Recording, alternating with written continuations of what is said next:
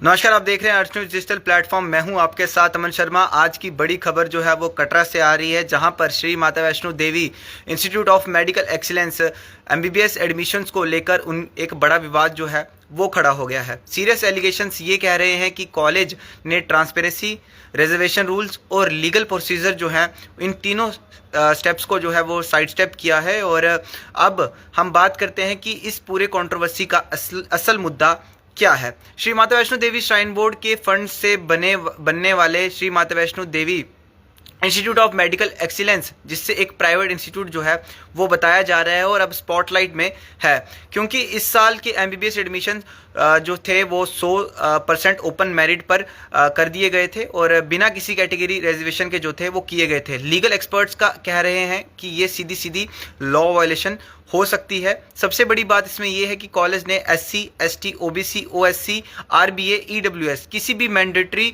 Reservation category को जो है वो अप्लाई नहीं किया, ना ही मैनेजमेंट कोटा, ना एनआरआई कोटा, जो प्राइवेट मेडिकल कॉलेज के लिए एनएमएससी नॉर्म्स के हिसाब से ज़रूरी होता है। और सीट्स मैट्रिक्स, जो कि एडमिशन प्रोसेस की बैकबोन होती है, वो कभी पब्लिक की जो है वो नहीं की गई है।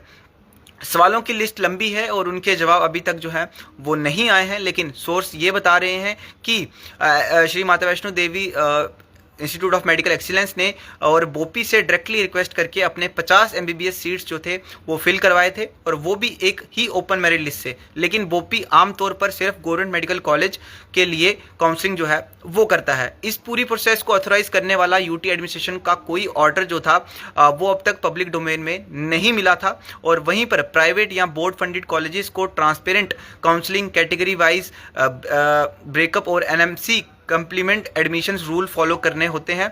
और Shri Mata Vaishno Devi institute of medical excellence का प्रोसेस जो है वो लीगली चैलेंजेबल लगता है। श्री माता वैष्णो देवी अगर बोर्ड की बात करें तो रोल को लेकर भी सवाल उठ रहे हैं, क्योंकि ये इंस्टीट्यूट श्री माता वैष्णो बोर्ड की डोनेशंस और पब्लिक फंड से डेवलप हुआ है। फिर ये प्राइवेट लेबल के अंडर ऑपरेट कौन कर रहा है।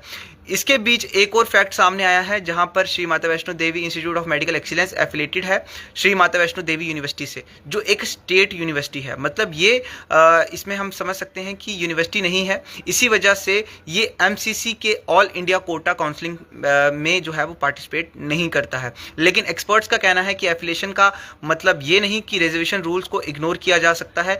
पेरेंट्स और स्टूडेंट्स ग्रुप अब इस प्रोसेस के खिलाफ आवाज उठा रहे हैं। कुछ ऑर्गेनाइजेशन इस मैटर को हाई कोर्ट तक ले जाने की तैयारी भी कर रही है। जब एक मेडिकल कॉलेज जिसे श्राइन बोर्ड और पब्लिक ट्रस्ट से फंडिंग मिलती हो और अपने एडमिशन में इतने क्रिटिकल स्टेप्स जो हैं वो ओमिट करते हो, तो सवाल तो बनते ही हैं। बोपी या Shri Mata Vaishno Devi of institute of medical excellence किसी भी तरफ से अभी तक इनकी तरफ से कोई भी क्लैरिफिकेशन नहीं आया है। और इस समय ये मुद्दा गरमाया हुआ है कि जो सीट्स जम्मू के बच्चों को मिलनी चाहिए थी वो नहीं मिल रही हैं, और इसी को लेकर पूरा विवाद जो है वो खड़ा हुआ है। लेकिन अभी तक इनकी तरफ से कोई भी ऑफिशियल स्टेटमेंट जो है वो सामने नहीं आ रही है, जिसके चलते हर कोई जो है वो इस समय गुस्से में, हर कोई नाराज़ है। और अब उम्मीद है कि जब तक इसका जवाब नहीं आता है तब तक कंट्रोवर्सी जो है वो और भी ज़्यादा गर्मा सकती है, और भी ज़्यादा जो है वो गहरी हो सकती है। और ये कंट्रोवर्सी किस हद तक का रूप ले लेगी ये तो फिलहाल आने वाला समय ही बताएगा। लेकिन फिलहाल मैंने आपको पूरी जानकारी बताई है